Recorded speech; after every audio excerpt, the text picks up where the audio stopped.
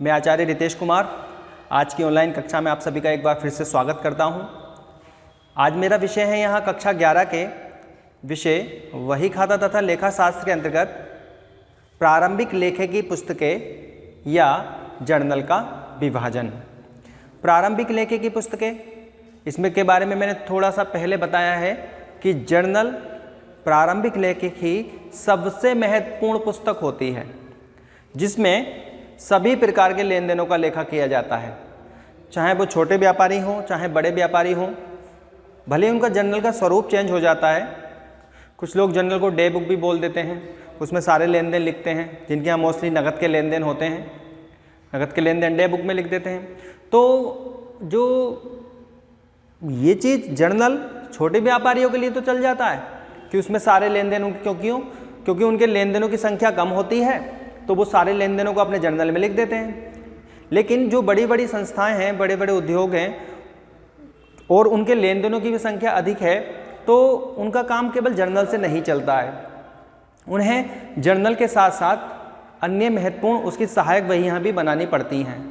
तो क्योंकि जर्नल के साथ साथ ये वहियाँ भी बनाई जाती हैं तो इसलिए ये प्रारंभिक लेखों की वहियों के अंतर्गत ही आती हैं।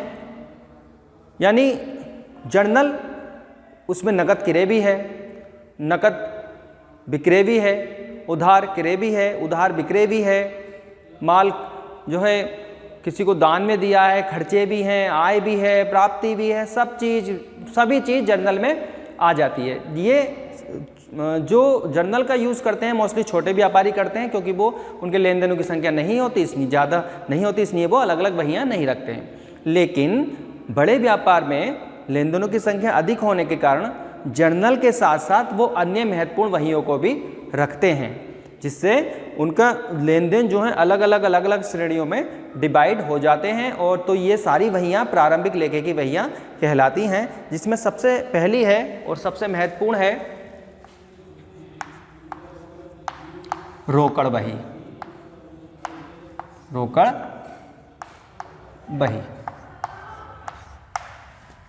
इसे डे बुक बोल देते हैं कुछ लोग, मोस्टली जिनके यहाँ छोटे व्यापारी होते हैं, नकद के ही लेन देन होते हैं उनके यहाँ, तो वो डे बुक मानकर इसको कैश बुक को लिख देते हैं। ठीक है, रोकड़ बही क्या होती है? नाम लिखा है रोकड़ बही कैश बुक। तो व्यापारी के यहाँ नकद एवं उधार दोनों ही प्रकार के लेन देन चलते हैं, दोनों ही प्रकार के। किसी को नकद में पैसा दे दिया तो किसी से कह दिया कि भाई बाद में ले लेना, या किसी से पैसा मिल गया नकद में, किसी ने कह दी कि हम आपको बाद में देंगे। तो ऐसी वही जिसमें केवल नकद प्राप्तियों और नकद भुगतानों का ही लेखा किया जाता हो, उधार के लेन देन ना किए जाते हों, वो रोकड़ वही कहलाती है। तो रोकड़ वही में यहाँ पर हम दो पक्ष बना लेते हैं। एक जो होता है वो हमारा प्राप्ति पक्ष होता है लेफ्ट वाला, और दूसरा जो होता है वो हमारा भुगतान पक्ष होता है। तो इस तरह आप रोकड़ वही की इसकी सहायता से एक प्राप्ति पक्ष बना लीजिए और एक भुगतान पक्ष बना लीजिए, और उसमें जो भी नकद आपको प्राप्ति होती है, जो भी नकद प्राप्ति हुई है, कहाँ से प्राप्त हुई उसका नाम लिख दीजिए। ठीक है, कहाँ से ये प्राप्त हुई उसका नाम लिख दीजिए, जो भी आपको इनकम हो रही है उसका नाम लिख दीजिए और उसके अमाउंट यहाँ पर लिख दीजिए। तो जितनी प्राप्ति हुई वो प्राप्ति आपकी यहाँ पता चल जाएगी। उसके बाद ये जो प्राप्ति हुई है, आपने नकद खर्चा याद रखिए, इसमें उधार नहीं आता, नकद प्राप्ति ही और नकद भुगतान आते हैं, चाहे वो कभी भी और किसी वर्ष से संबंधित हों।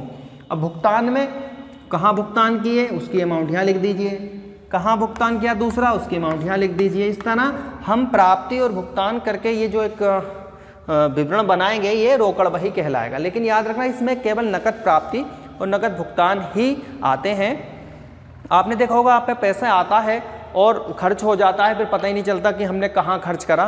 तो ये कैश बुक एक ऐसी चीज़ है, आप इसको घर पर भी यूज़ कर सकते हैं, घर पर भी इसे बना सकते हैं। एक कॉपी में एक तरफ पेज को दो भागों में बांट दीजिए और एक तरफ प्राप्ति का बनाइए कि कहाँ से पैसा आया और कहाँ पैसा चला गया, और महीने के आखिर में उसका बैलेंस निकाल दीजिए, इसमें से ये वाली अमाउंट घटाकर, तो उसको देख लीजिए। ये एक इससे आपको ये भी पता चल जाएगा, आपका हिसाब लिखित में आ जाएगा कहाँ से प्राप्त हुआ और कहाँ भुगतान हुआ।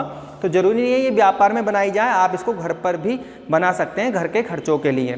तो रोकड़ वही का मतलब है जब व्यापार में केवल नकद, मतलब व्यापार में जो नकद लेन देन होते हैं उसका लेखा केवल रोकड़ वही में कर देना, वो नकद प्राप्ति और नकद भुगतान के अंतर्गत रोकड़ वही के अंतर्गत आ जाता है। ठीक है, दूसरा है किरे वही।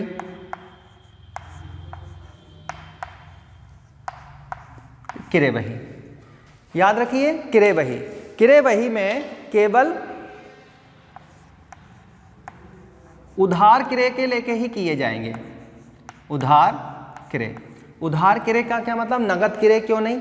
अरे नगद किरे यदि हम करेंगे तो नकद शब्द जुड़ गया, और नगद किरे करेंगे तो फिर तो वो रोकड़ वही में पहुंच जाएगा ना। हम रोकड़ वही में भुगतान वाले कॉलम में दिखा देंगे परचेज यानी इतने रुपए का नगद माल खरीदा। अब हमने उधार माल खरीदा है, लेकिन उसका लेखा रोकड़ वही में तो नहीं जाएगा, क्योंकि रोकड़ वही में तो नकद ही लेन देन जाते हैं। तो उधार के लेन देनों को लिखने के लिए, सॉरी उधार के क्रय, उधार की खरीद को लिखने के लिए हम रोकड़ वही यानी के अलावा किरे वही का यूज करते हैं, क्योंकि उधार का लेन देन रोकड़ में ही में जा ही नहीं सकता, उसमें तो नकद का खरीद का जाएगा या नकद लेन देन जाएंगे। तो उधार खरीद के लेखे जिस वही में किए जाते हैं वो किरे वही कहलाती है।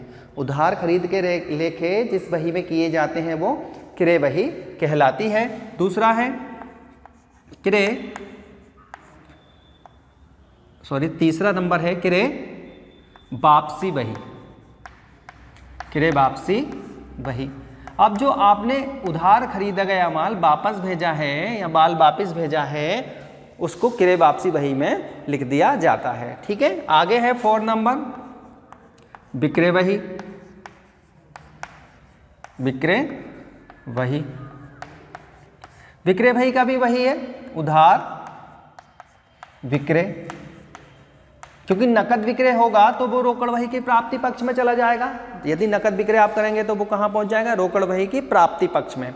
अब उधार विक्रय का लेखा कहाँ किया जाएगा, तो उधार विक्रय को लिखने के लिए जिस वही का प्रयोग किया जाता है वो विक्रय वही कहलाती है। ठीक है, उसके बाद आती है 5वें नंबर पर विक्रय वापसी वही। विक्रय वापसी वही। विक्रय वापसी वही का मतलब, अगर हमने माल बेचा है, यदि वो माल वापस आता है तो उसका लेखा विक्रय वापसी वही में करते हैं। उसके अलावा 6ठे नंबर पे है प्राप्य विपत्र वही। प्राप्य विपत्र वही का मतलब है जिन जिन लोगों को हमने जो उधार माल बेचा था उन लोगों से जिन जिन से पैसा प्राप्त होना है, जिन लोगों को उधार माल बेचा था उन लोगों से पैसा प्राप्त होना है, तो जिन जिन लोगों से पैसा प्राप्त होना है उसका लेखा प्राप्य विपत्र वही में किया जाता है। यानी उधार बेचे गए व्यक्तियों को जो माल बेचा है उनसे पैसा प्राप्त करने के लिए उनका लेखा प्राप्य विपत्र वही में किया जाता है। आगे हैं देय विपत्र वही। अब जिन लोगों को हमें पैसा देना है, व्यापार को भुगतान करना है जिन लोगों को, ठीक है, जो व्यापारी के लेनदार हैं, उनका लेखा जो किया जाता है वो देय विपत्र वही में किया जाता है, जिन लोगों को व्यापार को भुगतान करना होता है। ठीक है, उसके बाद है मुख्य जर्नल। आपने जर्नल तो पढ़ा है, यहाँ पर मुख्य जर्नल यानी जिसका लेखा उपरोक्त में कहीं ना होता हो, सातों में जिसका लेखा एंट्री तो हुई, लेन देन तो हुआ, लेकिन उसका लेखा ना तो नकद था, ना क्रय था, ना विक्रय था, ना पेय प्रपत्र, यानी ऐसा जिसका लेखा उपरोक्त में कहीं ना आता हो वो मुख्य जर्नल में, जर्नल प्रॉपर में लिखा जाता है। जैसे किसी को वेतन देना बाकी है तो वेतन देना बाकी है, दिया नहीं है, दिया होता तो इसमें आता, वेतन से रिलेटेड ये भी कुछ नहीं है, तो देना बाकी है तो उसकी एंट्री कहाँ की जाएगी, तो ऐसी एंट्री जो उपरोक्त सातों में कहीं नहीं आती वो मुख्य जर्नल में लिखी जाती है। ठीक है, तो ये जर्नल की अगर क्वेश्चन आता है कि प्रारंभिक लेखे की वहियों के नाम लिखिए, तो ये 8 प्रारंभिक लेखे की वहियाँ होती हैं, या क्वेश्चन आ सकता है कि जर्नल का विभाजन कीजिए, तो आपको इस 8 को लिखना और इनकी डिटेल थोड़ी थोड़ी लिखनी है, वो नंबरिंग के हिसाब से जैसा क्वेश्चन आता है वैसे ही उसका आंसर देना है। ठीक है, अब मैं बात करूँगा यहाँ पर रोकड़ वही की। रोकड़ वही, इसे इंग्लिश में कैश बुक बोलेंगे।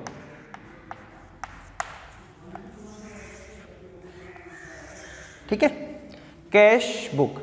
कैश बुक मैंने अभी बताया था, थोड़ा एक बार और समझिए।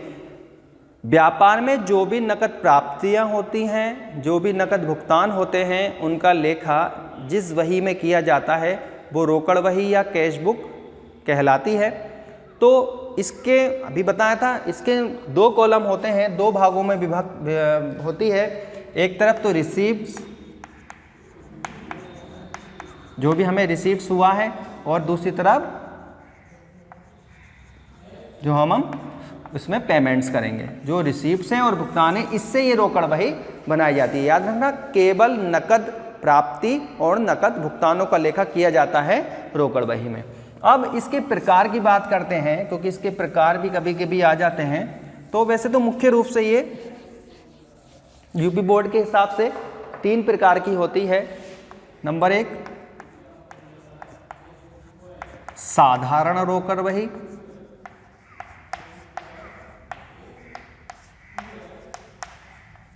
दूसरी 2 खाने वाली या छूट खाने वाली रोकड़ वही, खाने वाली रोकड़ वही। और तीसरी है, 3 प्रकार की मुख्य प्रकार की होती है, एक चौथा प्रकार भी मैं बताऊंगा इसके बाद। ठीक है, तीसरी है 3 खाने वाली या छूट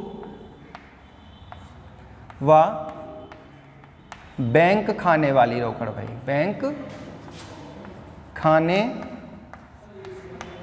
वाली रोकड़ वही। साधारण रोकड़ वही, 2 खाने वाली रोकड़ वही और 3 खाने वाली रोकड़ वही के नाम से ये यूपी बोर्ड में चलती हैं।